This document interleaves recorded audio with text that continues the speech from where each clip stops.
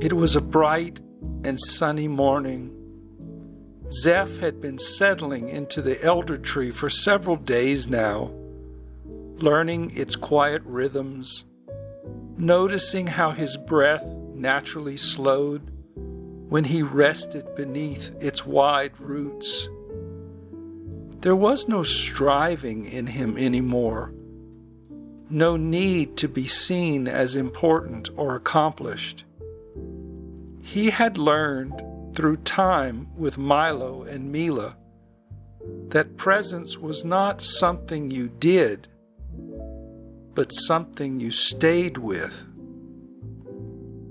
That morning, he felt steady enough to wander and decided to walk down to the mouse village, curious about the little coffee house he had heard others mention. It was the place where Milo and Mila once sat together in stillness. Zeff had never been there himself. He carried with him a small, worn volume of Mila's poetry, thinking he might order tea, sit quietly, and listen to the hum of ordinary life. As Zeff opened the door, warmth and the scent of steeped leaves met him. Then there was a sharp sound. A teacup struck the floor and shattered. The entire room paused. It was Sati.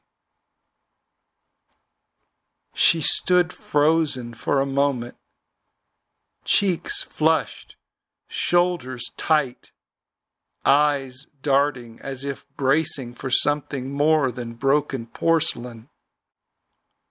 Tea spread across the wooden floor.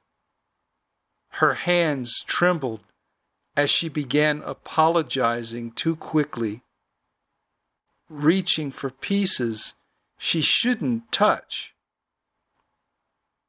The loss of Mila still lived close to the surface in her. Another leaving, another moment that confirmed her fear of being forgotten. Zeff noticed, and he did not rush. He did not reassure. He did not explain.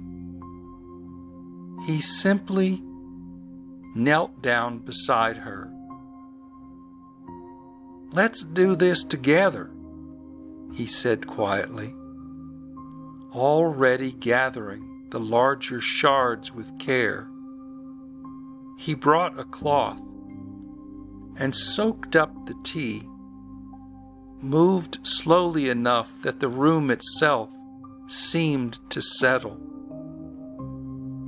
And Sati followed his pace without even realizing it. Their hands worked together, near each other, but not touching. Nothing was being fixed, only tended. When the floor was clean and the broken pieces safely gathered, they sat together at a small table by the window. Sati talked too much at first, her words spilling out in tight loops. It was about Mila leaving, about feeling foolish, about being tired of feeling alone. Zeff listened without nodding too much, and without pulling away, without feeding the urgency. He stayed. That was the difference. After a long while, there was space. Zeff gently took the small book from his coat. "Mila gave this to me before she left," he said. "There's actually a poem here I hadn't read yet. Would it be all right with you if I shared it aloud?" Sati hesitated, then nodded in agreement. Zeff read slowly. "You are not wrong for reaching. You learned early that staying close meant staying alive. But love is not proven by how tightly you hold. It arrives when you rest your hands and let yourself be seen. If someone leaves without turning back, it does not mean you were unseen. Some seeds are planted for later seasons. Some hands bless without staying. You are not too much. You are early in learning how to be held." When he finished, Zeff closed the book. He did not look at Sati. He waited a moment. Let the silence speak. Sati felt the words land somewhere beneath thought, not as comfort, but as recognition. Mila had seen her, even then. Even without saying goodbye, she breathed, just once.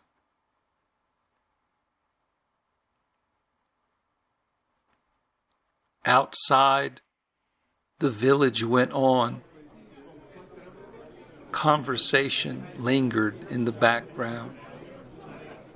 Cups clinked. The hearth burned. And for the first time in a long while, Sati did not feel the urge to make herself smaller or louder just to keep someone near.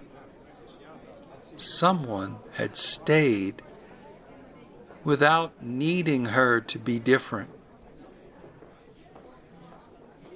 They did not speak after that. No one hurried the moment along. Sati noticed, almost with surprise, that her shoulders had dropped. Her jaw softened. The familiar pressure to explain herself, to justify her feelings, to make sure she was understood. It simply wasn't there. For the first time she could remember, she felt no urgency to fill the space. Sitting beside another did not feel like a test she might fail. Zeff rested back in his chair, one foot lightly tracing a small, absent circle against the wooden floor. He felt the subtle pulse he had come to recognize since living near the elder tree.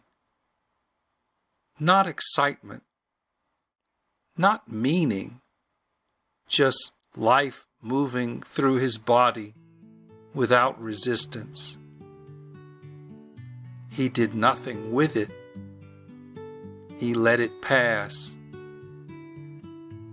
Sati sensed the change without knowing how, and something in the air felt less tight, less watchful.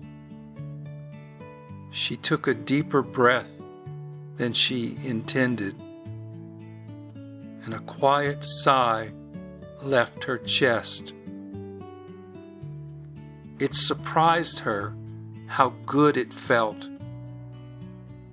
A single moment, not relief from pain, but freedom from effort.